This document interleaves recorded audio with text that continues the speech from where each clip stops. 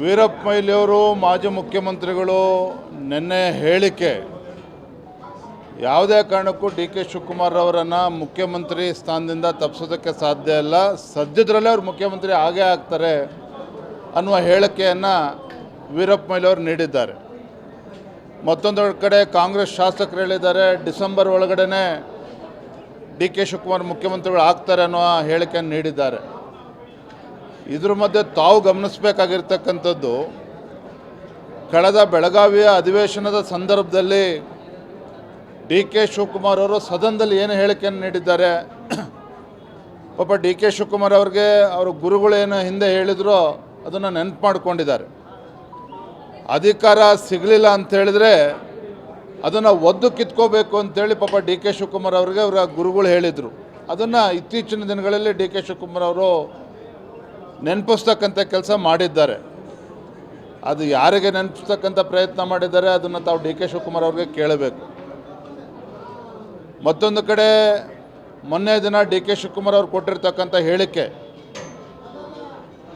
ಏನು film festival ವಿಚಾರದಲ್ಲಿ nut Bolt tight ಮಾಡಬೇಕಾಗತ್ತೆ ಅನ್ನುವ ಅಹಮ್ಮನಿಂದ ಹೇಳಿಕೆಯನ್ನು ನೀಡಿದ್ದಾರೆ. ನನಗನ್ನಿಸ್ತದೆ ಎಲ್ಲೋ ಒಂದು ಕಡೆ ಡಿ ಕೆ ಶಿವಕುಮಾರ್ ಅವರ ಹೇಳಿಕೆ, ಬೆಳಗಾವಿನಲ್ಲಿ ಕೊಟ್ಟಿರ್ತಕ್ಕಂಥ ಹೇಳಿಕೆ ಇರ್ಬೋದು, ಮೊನ್ನೆ ದಿನ ನಟ್ಟು ಬೋಲ್ಟು ಟೈಟ್ ಮಾಡ್ತೇನೆ ಅಂತೇಳಿ ಏನು ಹೇಳಿಕೆಯನ್ನು ಕೊಟ್ಟಿದ್ದಾರೆ, ಅದು ಚಿತ್ರರಂಗದ ಬಗ್ಗೆ ಹೇಳಿರ್ತಕ್ಕಂಥದ್ದಲ್ಲ. ಯಾರು ಕಾಂಗ್ರೆಸ್ ಪಕ್ಷದಲ್ಲಿ ಅಥವಾ ಸರ್ಕಾರದಲ್ಲಿ ಡಿ ಕೆ ಶಿವಕುಮಾರ್ ಅವರಿಗೆ ಮುಖ್ಯಮಂತ್ರಿ ಆಗೋದಕ್ಕೆ ಅವಕಾಶ ನೀಡ್ತಾ ಇಲ್ವೋ ಅವರಿಗೆ ಎಲ್ಲೋ ಒಂದು ಕಡೆ ಒಂದು ಎಚ್ಚರಿಕೆಯ ಮಾತನ್ನು ಡಿ ಕೆ ಶಿವಕುಮಾರ್ ಹೇಳಿದ್ದಾರೆ ಅನ್ನೋದು ಈಗ ಚರ್ಚೆ ಆಗ್ತಾ ಇದೆ. ನಾನು ಸ್ಪಷ್ಟವಾಗಿ ಹೇಳ್ತಾನೆ, ಮುಖ್ಯಮಂತ್ರಿ ಗಾದಿಗೆ ಏನು ಪೈಪೋಟಿ ನಡೀತಾ ಇದೆ ಕಾಂಗ್ರೆಸ್ ಪಕ್ಷದಲ್ಲಿ, ದಿನೇ ದಿನೇ ಇದು ದೊಡ್ಡದಾಗ್ತದೆ. ನಾನು ಅವತ್ತಿನ ಕೂಡ ಹೇಳ್ತಾ ಇದ್ದೇನೆ,